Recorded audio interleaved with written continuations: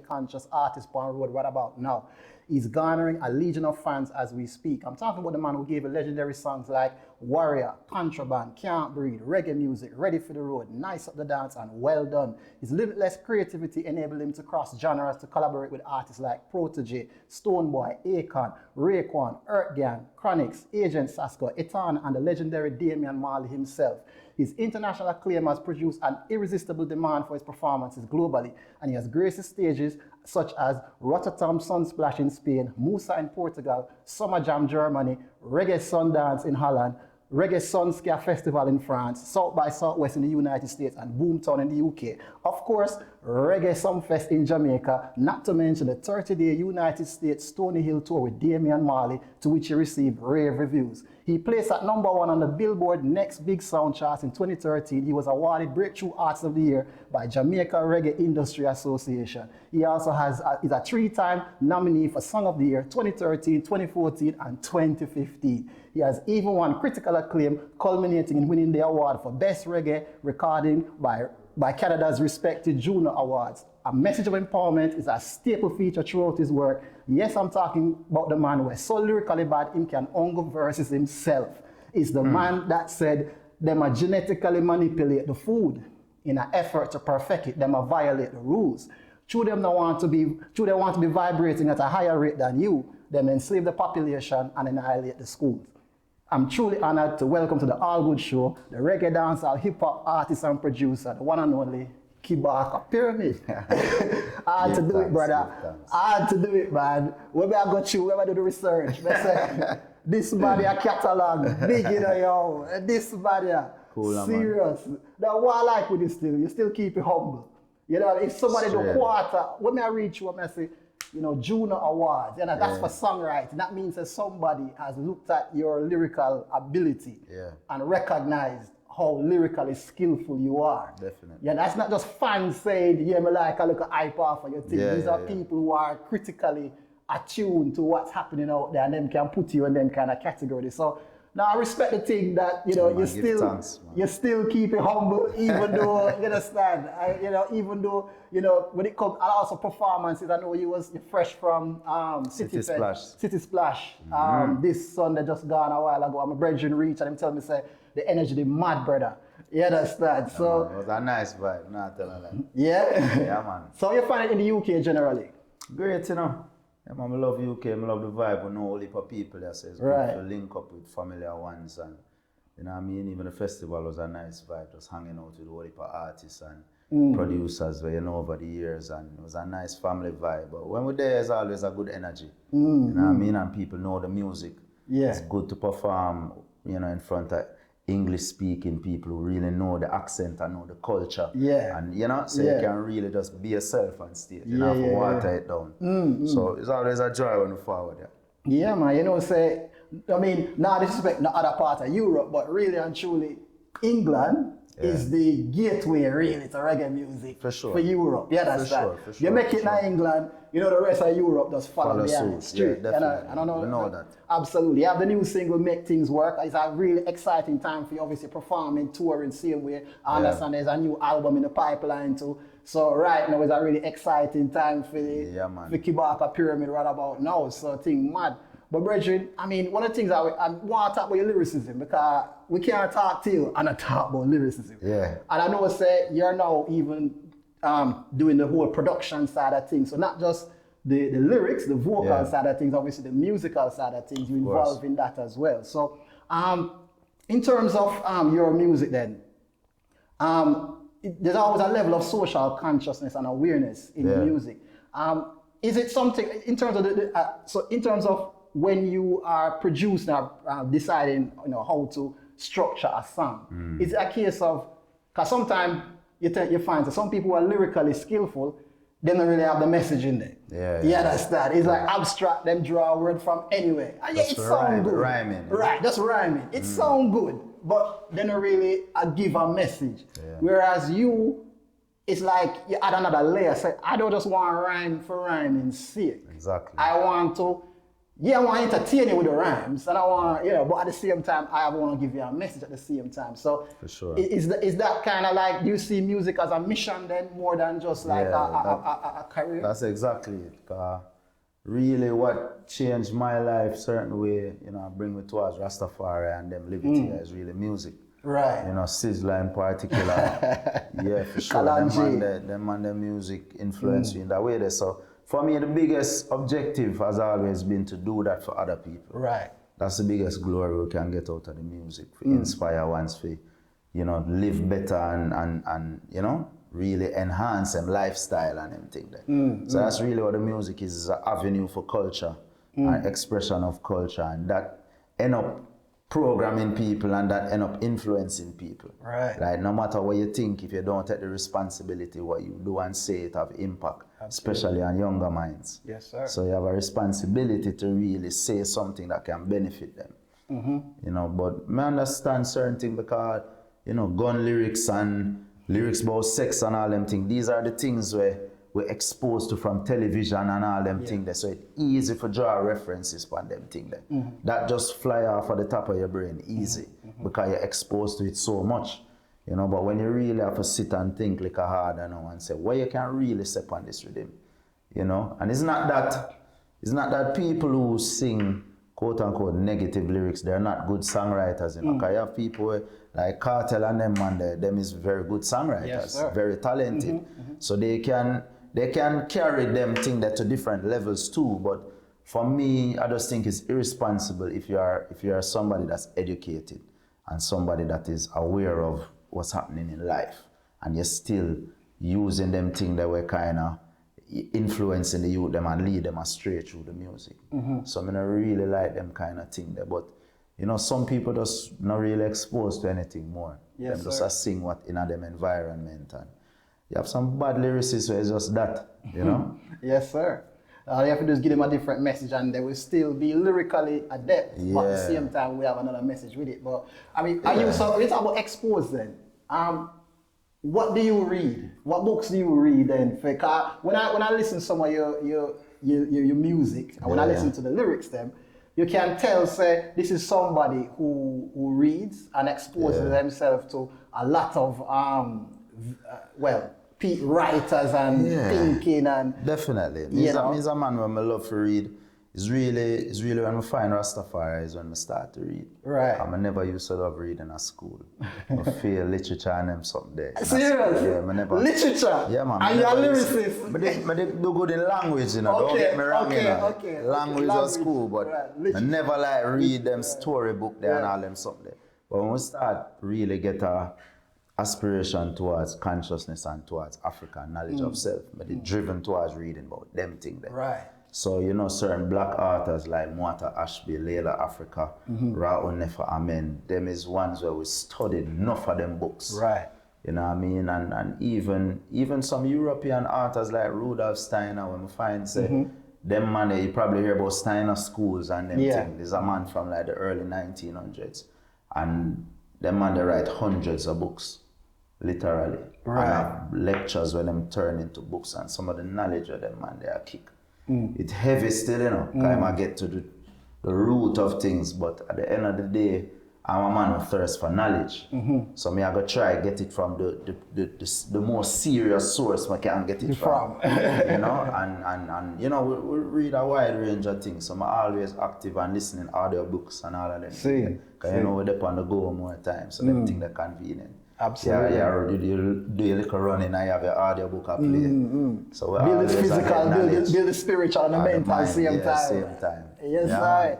Yeah, well, for those who don't know, right here on the All Good Show, brought to you all by WORLMAG, right about now, the man himself, the creative whirlwind known as Kabaka Pyramid, up in the building for all men, women, and children. For real, no bargain, no deal. Well, let's rewind the clock a little piece, because people say, I mean, yeah, Baby Rock. I mean, that's like your production house and your is it management and label and everything, right?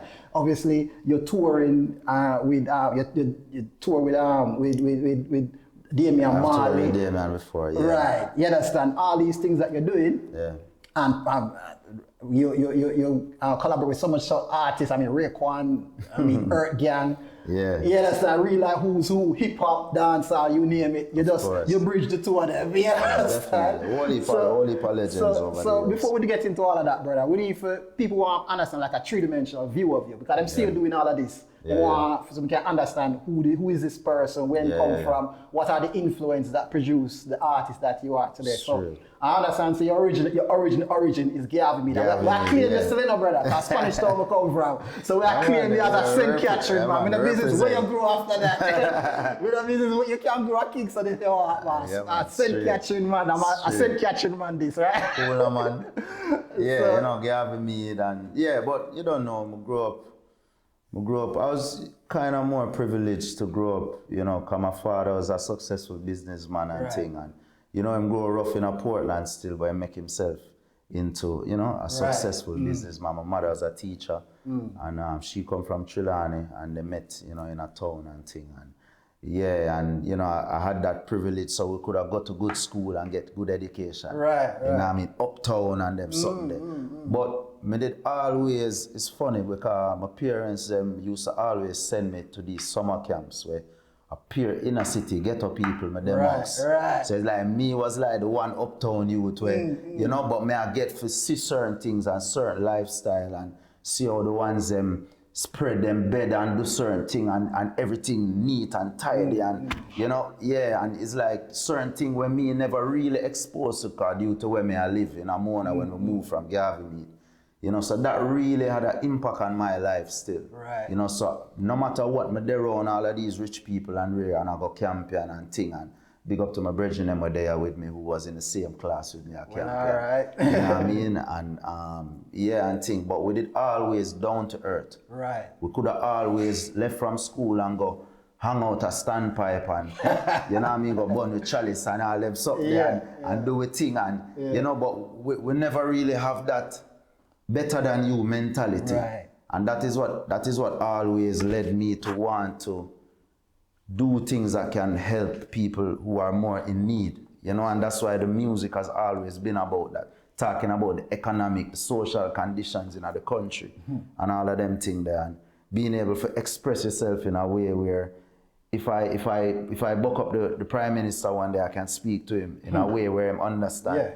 But at the same time, if I go anywhere in the ghetto or wherever, we can relate. And people see me and think say me born and growing at the ghetto. Walk with kings but never lose a common touch. Exactly. No, the same way. Yes, so I was exposed to hip hop music from like 96. See. Certain song them used to play on like JBC and thing when we did young, but you only few songs would have breakthrough where you see the video them come on TV. Yeah. But I remember like Criss Cross and them songs usually come on TV. But we never too know what go on. We young them time. But by the time first farm, second farm, and we get cable TV now and we start see Biggie and Tupac and Puff Daddy and Mace them, and then now we see one group named Wu-Tang Clan step through, and they say, all right, these are my tribe, they are my people. Yeah. You know what I mean? And of course, Nas and Mos Def, Talib, Roots, Black Thought. We usually study lyricists like Big Pun, Cannabis, even Eminem when him forward out in 98, 99. And we just pre the lyrics and make sure so we can recite all the lyrics. You know what I mean? And that really did have an impact. And my brethren them now, them is the ones that me they just like into the hip hop. And it's my brethren them, I make me know all the dancehall song, them, all the new song them where I bust and we did love like obviously Bunty, Sham, Spragga Benz, lyricists, pure lyrics. And as some uptown youth is like when we hear Sean Paul step out, we like no wanna beat and deport them and we say, yo, that youth are lyrically like uptown man can do it now. It's like I say, yo, Jano, come in him sound like the rapper them. You know what I mean? Back home and you done at already done, fat already steady. And then like whole heap of lyrics. So they love them something there and we end up form a sound system. Okay. Yeah, so it's that we usually do and play at all the party them, keep our own party them too. Party where ram and we make money and them thing and we play at all like Sweet 16 them and tear down the whole uptown. Okay. We even bring like I don't know if you know about like Raz and Biggie and them man there. And then we bring them man there to come play at some party uptown. Okay. And everything there. So them kind of get in on the link there. And cause you did have like Code Red as uptown sound like Copper Shot. Right. You know, some sound like Nemesis and all them sound there. So it's like we did kind of follow off of them and you know, we are doing things same way. And I make the remix them now. So that's how me kind of find my way into the music is where I usually take the acapella them, dancehall acapella them and put them over the hip hop beats. Okay. Yeah, and like we usually see like Code Red them, Rush and them and the Rush, DJ Rush and like Masterly and them, we see them and do that and I say, yo, but we can do that too because we have computer, we know how to do a thing, you know? So me usually be the one that make the mix CD them and you know, I make the remix them and then we'll go play. Sometimes we talk on the mic, I'll be a select and all of them things and we just a whole vibes. Vibes. Okay. And eventually we start voice dub plate and remember Cartel come out with studio and voice some dub early like when them and they just a bus. Like we first have Cartel dub uptown.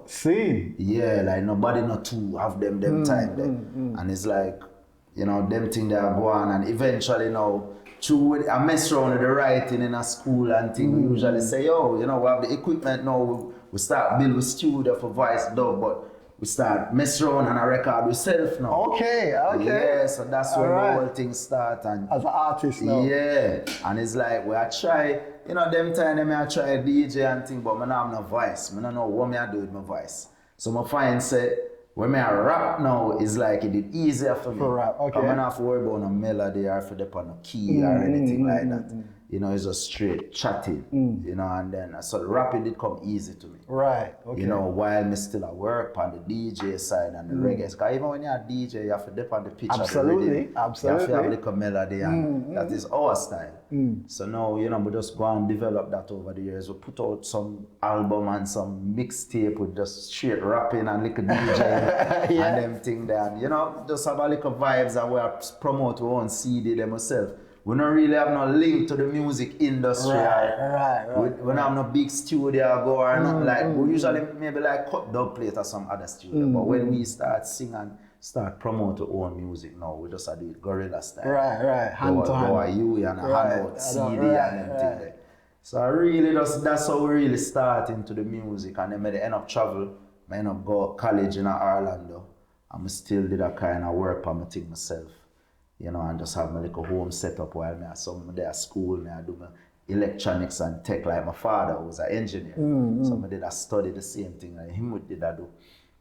Reach home now and I make music, I just make beats and a record and just a work on the craft. That's all it was that time. Right. You know, we never have no means to put out the music them officially or anything like that. So we just build the craft. You know, whole heap of hip hop, whole heap of reggae. I start, when we get auto-tune now, I say, yes. Right. Good, you know, we start sing now. I say, all right. Okay, so them one them, I never in the key, no time. And then now I realize, say, yeah, all right. And that helped me wholly. Right. And I tell you, enough people burn out the auto-tune, but that did help me. I don't need it as much now. Yeah. Just, you know, maybe just put on a little bit just for tighten it up or whatever, but them time there, I'm glad for that. Right, bring your auto-tune teach me how to sing. Right, okay. You know, and you know, by 2011 now, we feel like we did ready for step out. Like, you know, we kind of fuse the reggae with the hip hop, because the hip hop did sound like a different artist. That was the pyramid. Right. And the reggae was the Kabaka. Kabaka. You know what I mean? So, you know, when we fuse them and we start blend the thing and we do a song named Better Must Come with Coral Fire. Okay. And that was the start of it really still. You know, and Protege come at the studio one night, him and Janine, and hear the song and just love the vibes. And man link me back next time and say, yo, you know, I feel like if I put out a project, yo, anything you need, me will help you. And I say, yeah, mad thing and Ray, and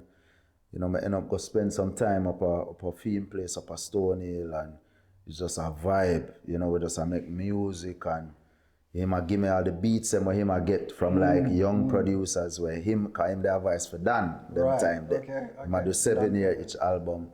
And him a get beats, producers are sending beats, but him can't use them. So him would just send them to me. I just did their voice and more time I just the MP3 you have, you know. And that me I mix down the vocal pan, so on the Rebel Music project, enough of them when I have no stem. The one them when me produce, I could like mix it. But like the other one, them are just vocal over MP3, instrumental. That's it. And we, you know what I mean? We put together 10 songs and just send them a row like Free From Chains, Warrior was on that, I Alone. Prophecy.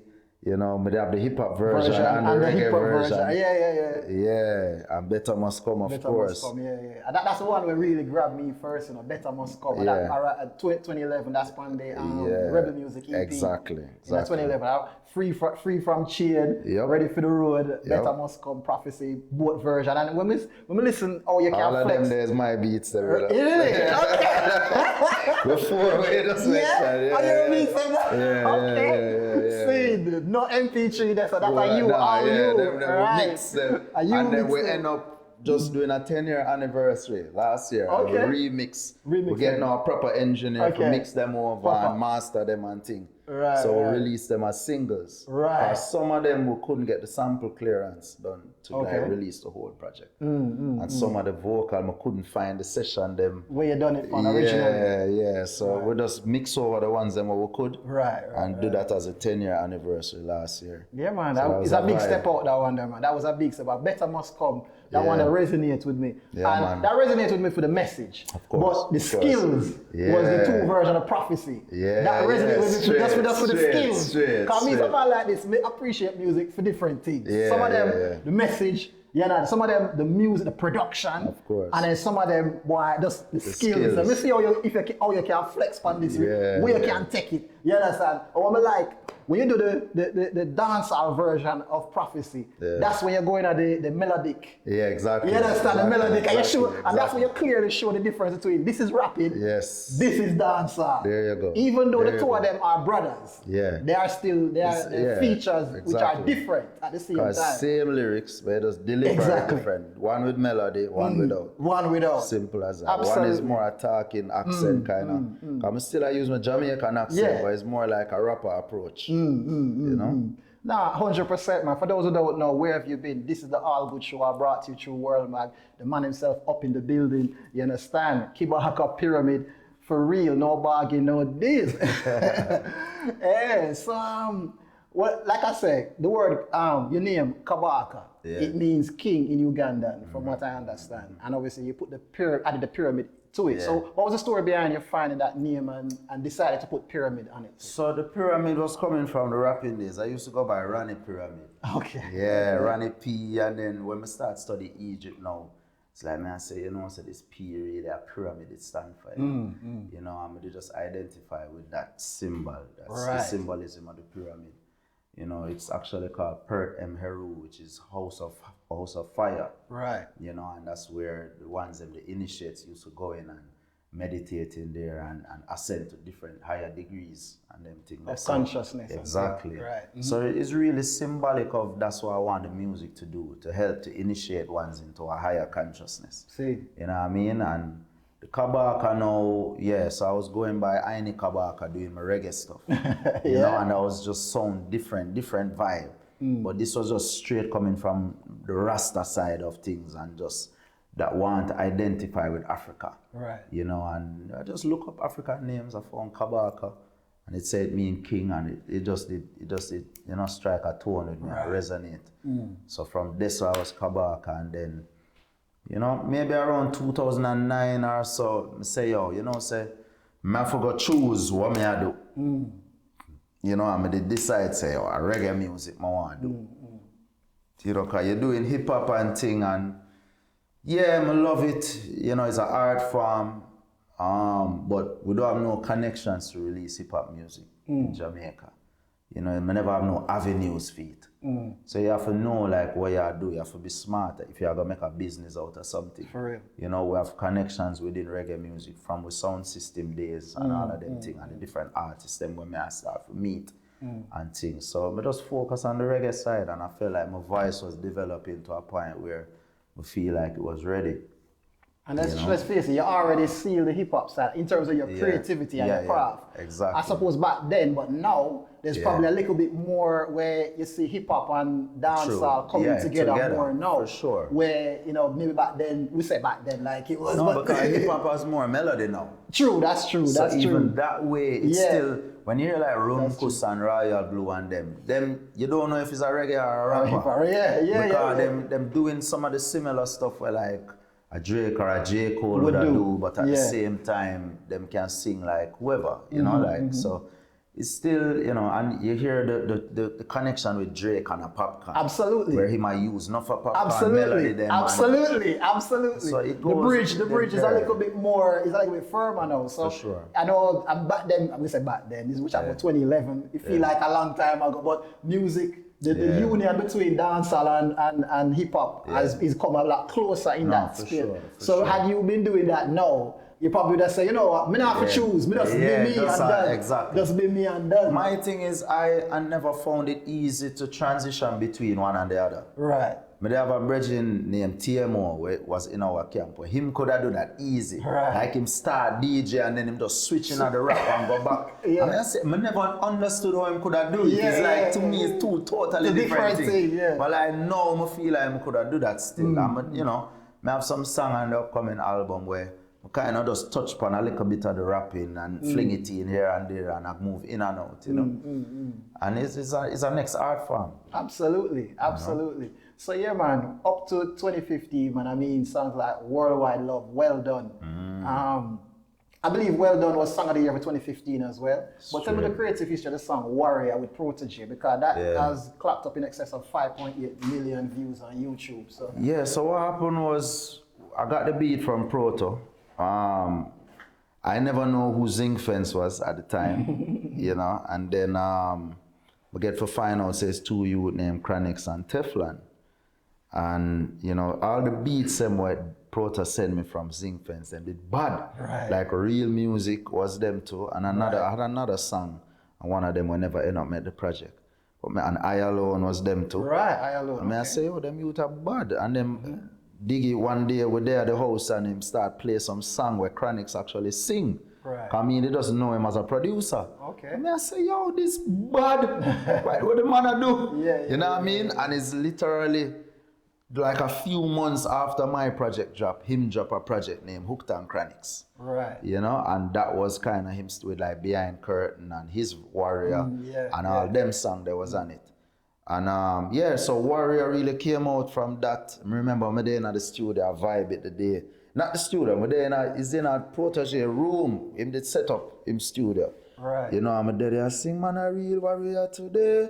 And then I say, man, a survivor, black version. And then I chat my verse, you know, I just go on with a vibe. Then when I sing back the chorus now, I hear Protege say, man, I no fear ya. Black version of Guavera. I mean, I said, mad. You know what I mean? It's like, I never even know saying did I write nothing. Right, shit. And the man drop a whole verse. And I said, what? Y'all give me the string? Mad. Yeah. And we just voice it. Me voice him. You know, and we just chop it up and we mix the song and everything. And that was on the project.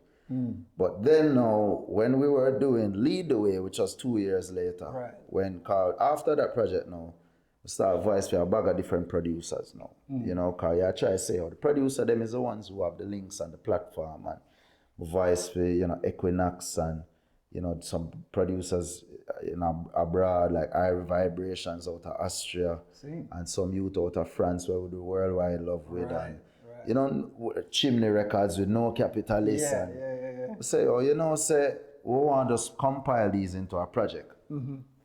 And we license back all those songs from those producers. Right, okay. And then we say, you know, actually Chronix did ask for the vocals for Warrior, because he did want to work on the track and actually produce it, because it's the MP3 me mix the song on and you know. So I send him the vocals them now, and him and Kelly add some harmonies on it, and I don't know if them play over the guitar, you know, them kind of vibe, and him really work on it.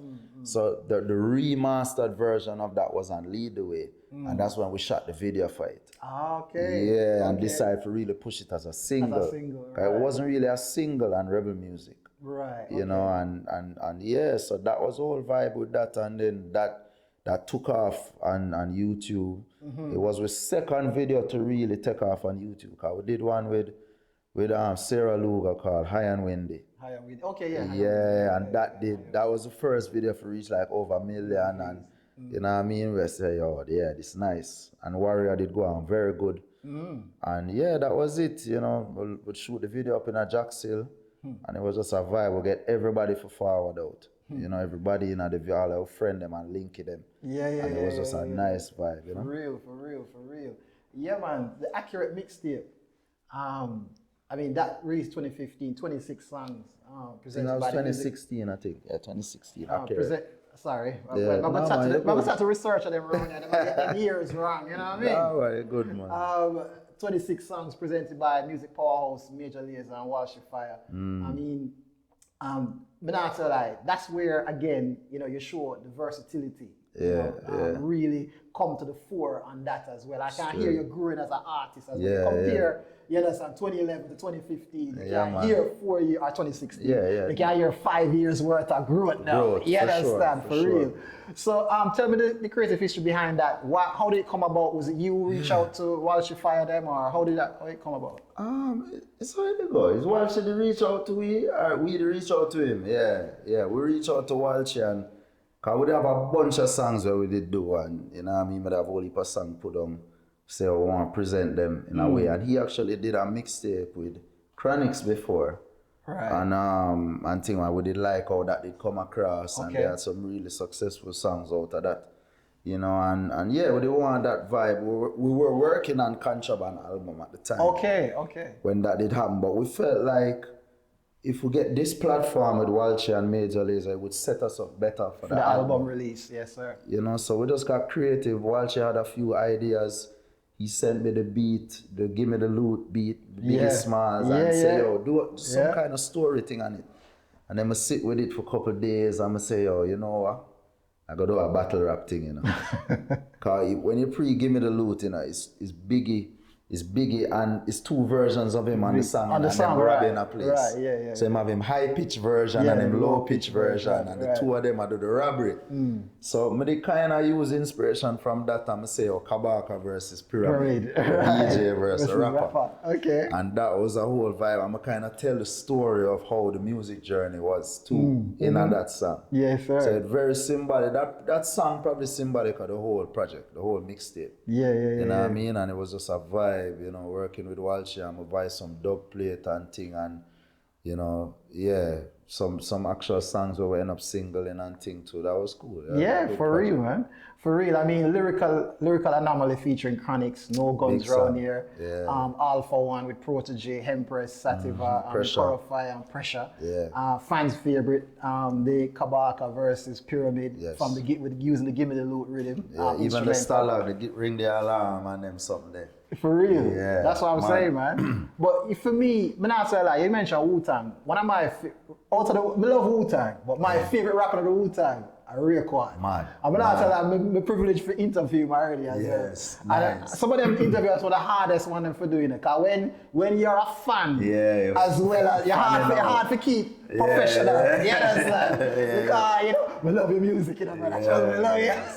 I mean, when you listen to the second album, the second Wu-Tang album for me, and that's why it's forever. And that's what I feel like cement for him, lyrical wizardry. To me still, cause he did only build for Cuban links. The album. Obviously him and Ghostface did have the connection.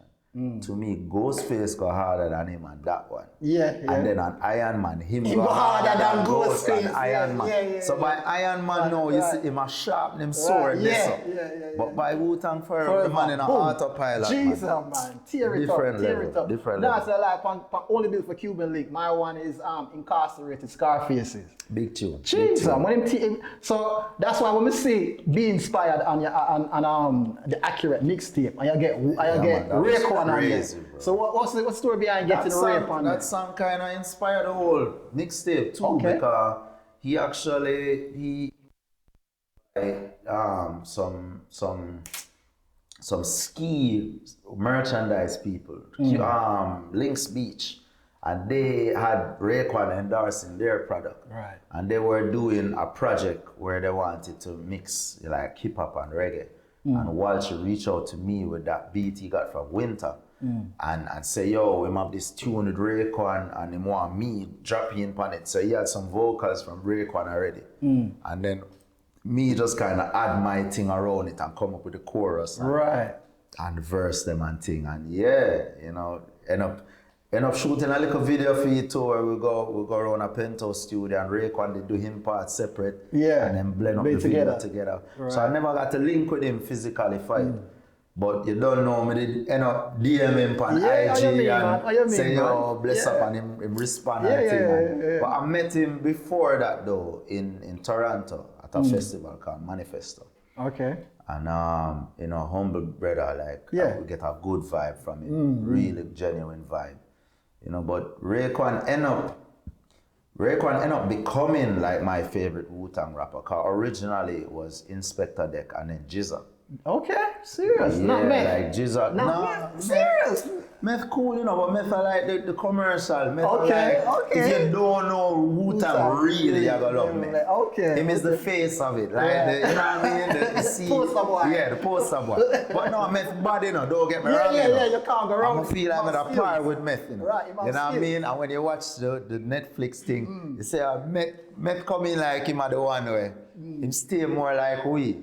Cause it's almost like when you where him did grow up, it's like him go live with the white youth them in a Long Island or whatever. You know, so him they kind of grow a little different. So when him forward now, him have more a professional mindset. He might make sure say him a work and a earn him thing and you know what I mean? So I can relate to Method Man on a level. But Jizza man, Liquid Swords album, man, for real. No, you can't go wrong. That's still probably one of the top 3 Wu-Tang albums. Liquid Swords. Genius. And that youth, I tell you, when it comes to intelligence, you know, that youth that him give lectures on metaphysics and things like that.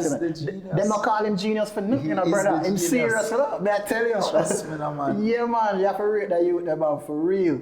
Yeah, man. So yeah, what I like with you is like you always usher in an album with a mixtape. That's kind of that's kind of the pattern. You build up to it. So just before so obviously you released the mixtape first, and then now you have Contraband album, executive produced by Damian Marley. I mean, you cover a wide spectrum of subjects, and I can see where you kind of more cater for the ladies as well across the 16 tracks them as well.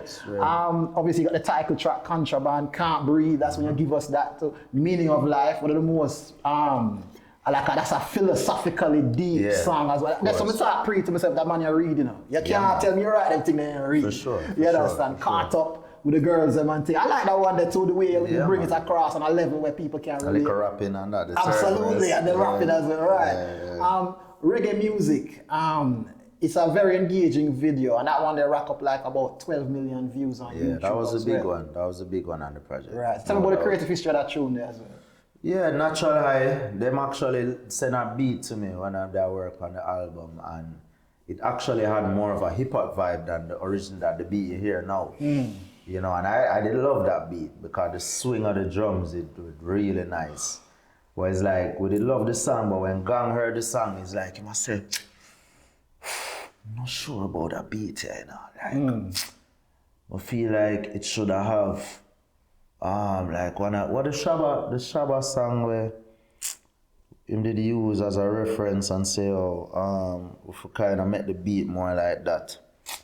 Forget a ting-a-ling-a-ling. Ting-a-ling-a-ling. It's one of them, like, I love all of the gun them. One of them, one of them kind of song there. But, you know, naturally I get that little inspiration there and just forward with that version of the beat, and everybody did love it. It did feel more like traditional sound system, dancehall reggae, you know what I mean? And yeah, the song, you know, people just really take to it. The video, Jay Will did the video, and it was just a great vibe. We brought in the sound from Japan, and you know what I mean? And that was a whole nice energy. You know, people coming to Jamaica as like a pilgrimage. Right. To the Mecca for reggae music. It's a home of reggae. And you tour through various places as well. We touched Trenchtown, we touched King Jammy's, all about, you know what I mean? So, yeah, man. Great one. And that's been the most successful song, just across the board. For real. No bargain, no deal on a one day, man. I mean,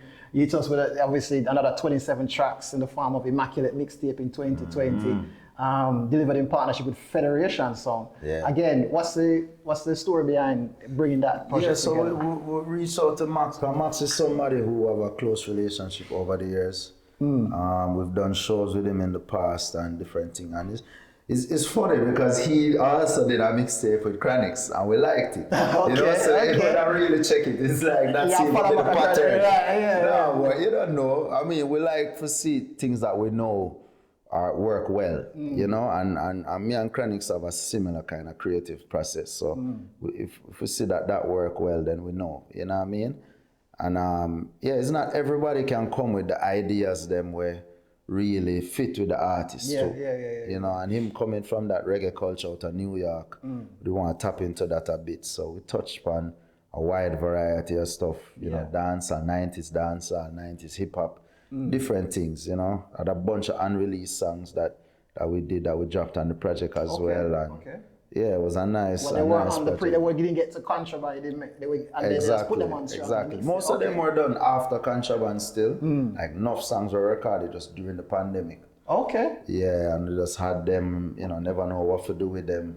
Some of them were released too by other producers. Okay. That we, you know, maybe we never got to really highlight them when they came out, so we just put them on the mixtape. Give them back an energy. Same. And yeah. Yeah, well, for real. I mean, you have some inspirational speeches on there as well. Yeah. So in terms of inspiration, leadership, role models, who do you see as like, you know, like now in terms of role models?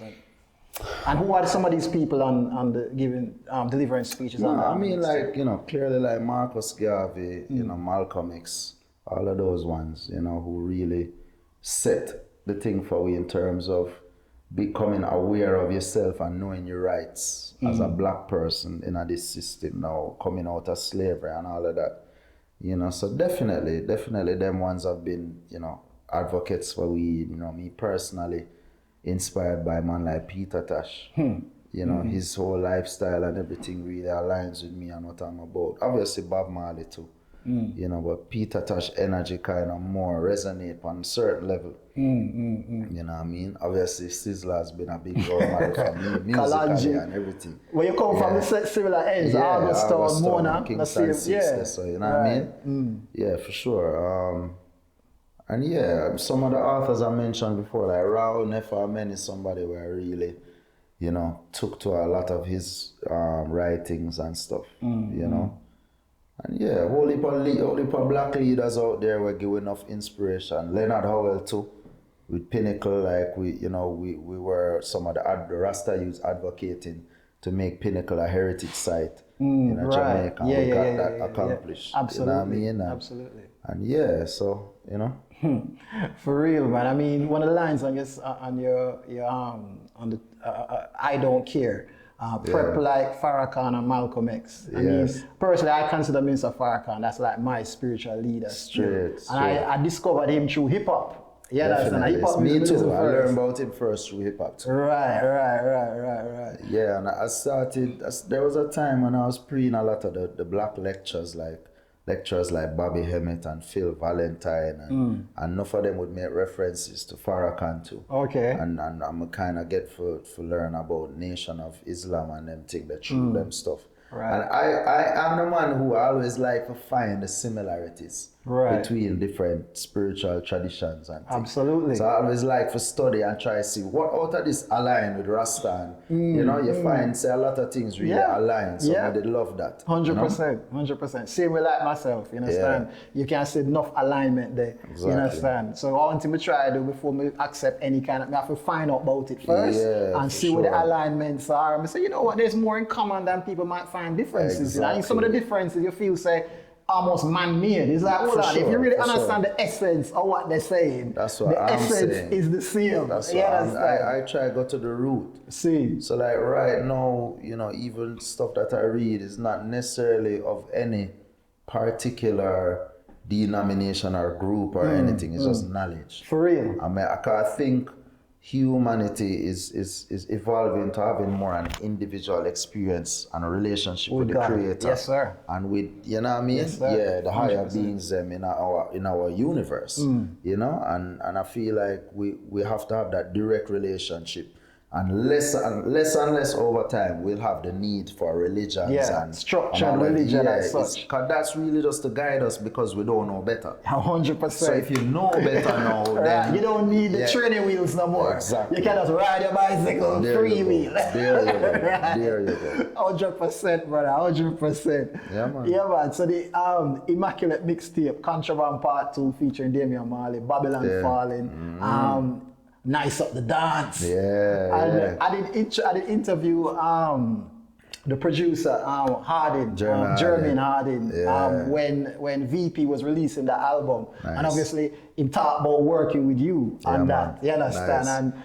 And how he's a genius, that too, man. Well, you know what you're saying, he's a genius. But funny you say that, right? He was saying, you see this man, he's studying craft. When it comes to Kabaka, he has so much. Even the other day, I exchanged a message where I'm telling him I interviewed him. Said, Bridget, he has such good things to say about you, working with you, and the way your approach to music. Experience. So, okay, me your theme side of the story. What's your? Obviously, sound like it's all good anyway. No, for sure. What's your version of events? How that song was produced? How me and him connect is because we both love the process of making music, and we're both like gearheads. And so when him see me forward with my microphone, like, come in big studio, and him have some tough microphone there, and I bring a microphone. I don't even think he knew about that one because it's Red, you know, Chandler Red is a brand, and they made the first microphone with its own preamp in it.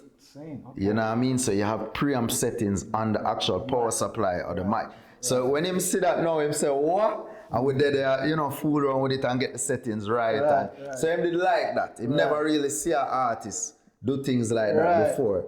You know, but yeah, him did send me a bunch of songs and tell me about the VP project, what they was doing, them revamping some of these classics, you know, and I chose that song. I felt a lot of them were like singer songs. And I felt like that's one that I could deliver, you know what I mean, with my skill set and thing. And I kind of studied the song on this part of the studio and, you know, had a good basis of the lyrics and everything in the song. And we just kind of just knock it out. You know, you put your own twist on it. I had some lyrics from some previous thing put on.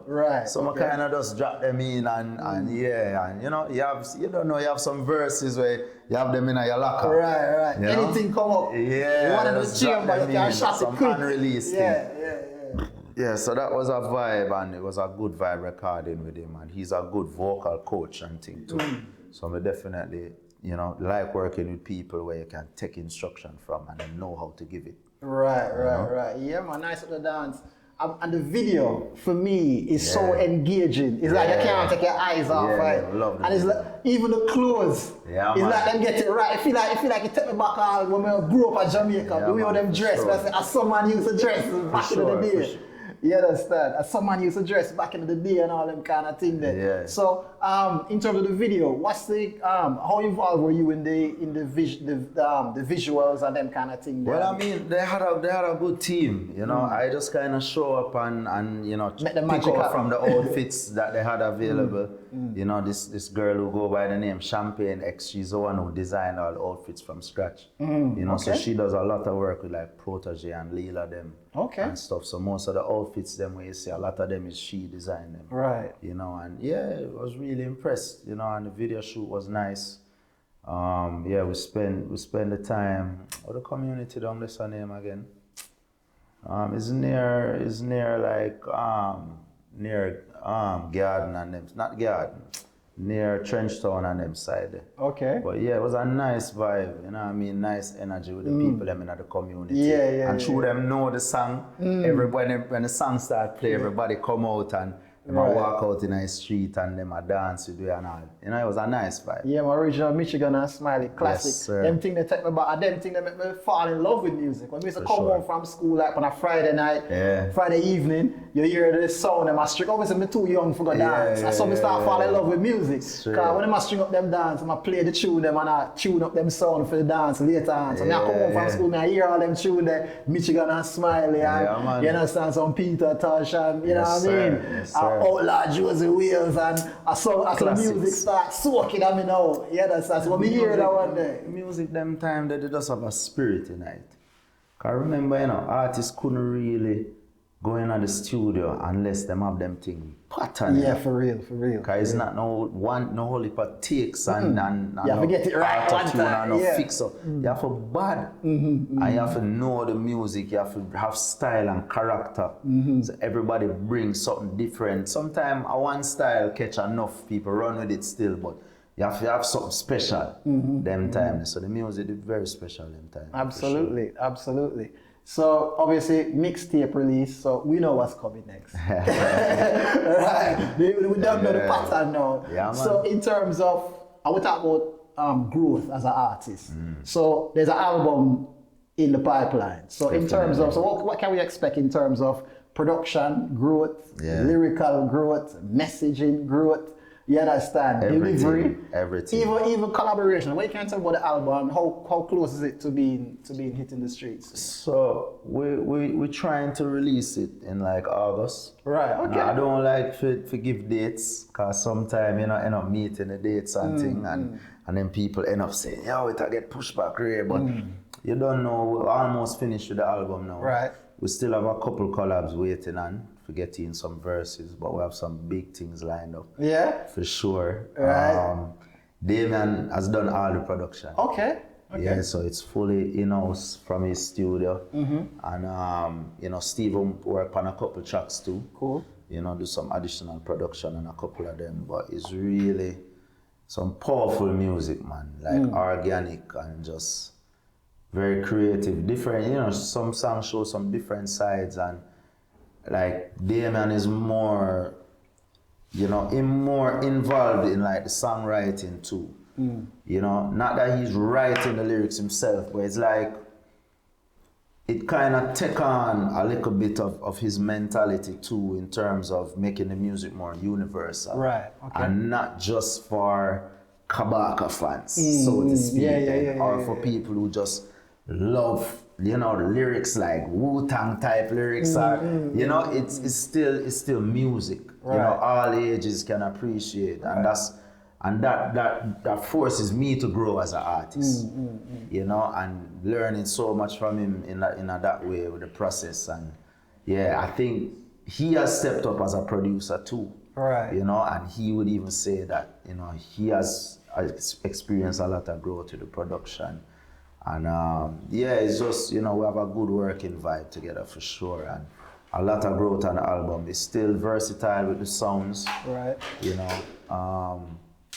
Yeah, and it's timeless music. It's not like music where you say, oh, that sound like 2022. Right. Okay. It's just music. For real, spanning the decades and spanning the generations. Yeah. As you would expect from a man like Kabaka, Pyramid, for real. Sure. Well, okay, we say we're penciling in August for now. Yeah. You understand? And in fact, I'll be in Jamaica in August, so bridging that. Yeah, man, link up. Yeah, man, we'll link up the thing, trust me. So when we have the album listening and you have the large party. Definitely. You know, we are forwards, you know, you understand? So, you know, so Flames have to give that a strength and present, you know what I mean? For sure. So yeah, man, so you've toured the world over, Europe, North America, Africa, Caribbean, how many? I don't go Africa yet. You don't go Africa yet?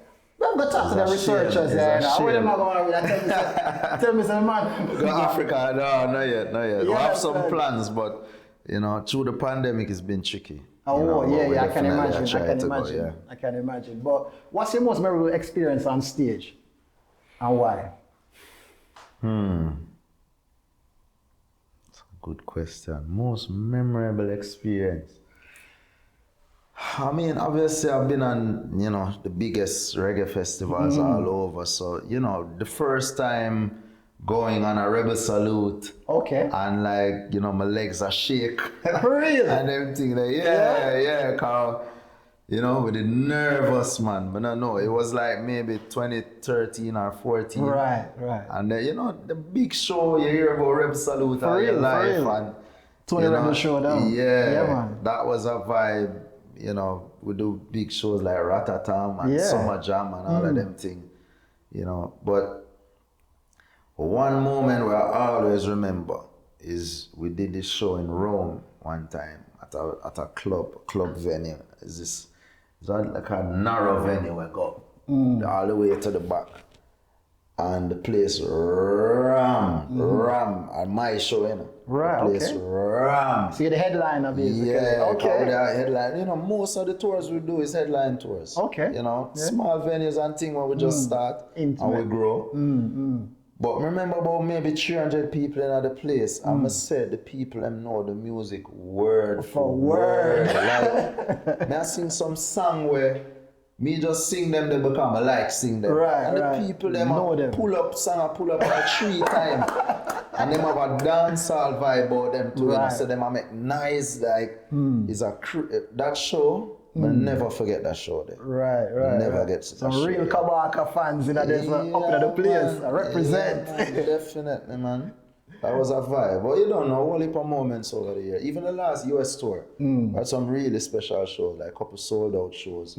Santa Cruz was really special. You know, we had a show in Denver that was wicked. You know, what the other sold out show, where it was Sebastopol. All of them, the LA show was really nice too. That was a special show. Crazy. You know, but yeah, Wally Pot being on tour with them, man, that was crazy for me. Was that 16 cities in a year? I think 17. It's the year Can't Breathe came out. Right. A year before the album. And that was the first time, you know, doing a big reggae tour in the US. I normally do headline tours and, you know, small venues and stuff. But that was like, you know, 1,000, 2,000, 3,000 people and you know, you're up on the road with gang and it's just a vibe. He would have called me up on stage and, you know, every night I would just hold a vibe. That was crazy. For real. Okay, that's performances. You've collaborated with the who's who across hip hop. And usually when we interview people, if a dancehall, mainly pure dancehall collaboration. If them a hip hop, pure hip hop collaboration. With you, it's like the two of them. So that's why I'm going to ask you, best collaborator, if you don't want to say best then, one of the most memorable, and who haven't you collaborated with yet that you want to collaborate in the future? I hate that question. I always go blank when we get that question. No, but the first one... We can tell you who me want you collaborate with. You can tell me want you collaborate with Busta Rhymes. Yeah. No, that would have wicked. Actually, when we did the song, Don't Say a Word, I said the thing shot. Don't say a word. But they're pre-Busta for that. Yeah. Be like, that would have been like a nice one. When I hear him start as low, I say, shh, don't say. And then he just come up and just go with it. Yeah, man, for sure. And some people look for itself, Bridget, someone you come in, if I be there, you understand. But yeah, man, you go and do the thing. No, I mean, you have some artists out there who are bad. You know, enough of the youth, them, J. Cole and the artists them around him, have some bad artists around him too. Obviously, I got to work with Earth Gang. Yeah. You have a youth named Jid, J.I.D. Cole himself. You know, you have the Kendricks and them man there. You know, it would be nice to do songs with them man there. I've never done anything with Nas, but you don't know, True Gang do so much with him. It's like, and Black Thought is there too. Come on, are one of my favorite rappers too. You know what I mean? But yeah, you know, I've been privileged to do collabs with a lot of these artists. I think, I don't know, maybe Contraband with Gang is the most meaningful one to me, you know, and just the process of making that from scratch with him and, you know, just coming up with the lyrics together, and that was a good experience. And the video is very interesting as well. It's a funny part, it's funny, and you know, even though you're dealing with me a serious subject, you understand, but you kind of bring some humor. Even the song humorous too, you know what I mean? So it was a vibe. Absolutely. Sure. Okay, so you have a single, Make Things Work, produced by Damian Marley, which is the song that's out now. Can get that, do the iTunes thing, do the Spotify thing, go and make it a big tune. Say support the thing, right? Stream it up. download, you know what I mean, buy it, purchase it, you understand? Yeah, so, for sure. In terms of the creative history of that song, obviously Damian Marley pushing the buttons again. Yeah, so that was one of the ones on the project that is live. You know, the drums were done live and live rhythm basically. Okay.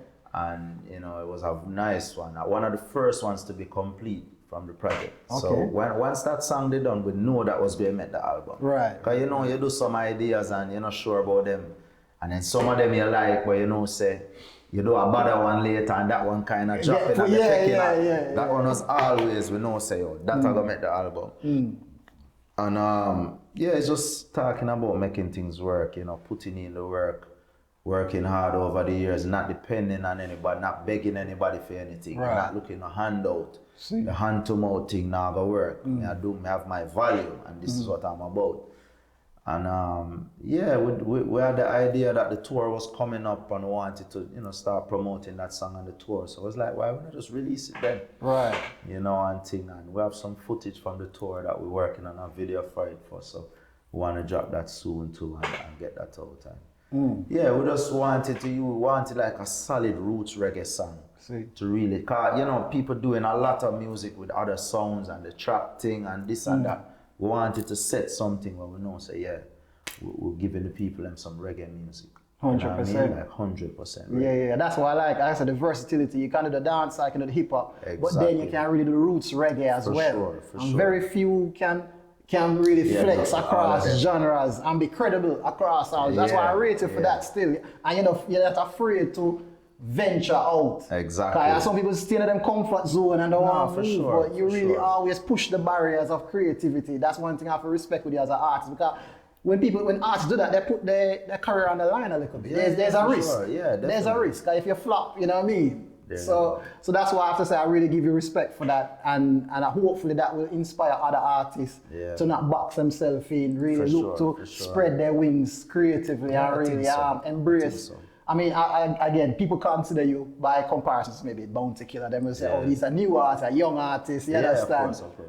But for see you as one of the, younger artists, or have you compared to them, that you're still prepared to not be boxed in, you're still prepared to reach out and do roots reggae music, because enough artists of your generation dancehall and that's it. They don't really think about the roots reggae doing that kind of music. When you think about it, even Bounty Killer, early in his career, he used to chop on rhythms now. If you listen to it, you just say it's a reggae. Yeah. Maybe it was still dancehall in a sense at the time, you know, but it's kind of a player dance. But him usually versatile. And then even when the one drop thing come in and the Dan Carleones, he used to voice pan them. Absolutely. You know what I mean? So I think it's important for the culture and the industry to have rhythms where them follow the tradition of the music.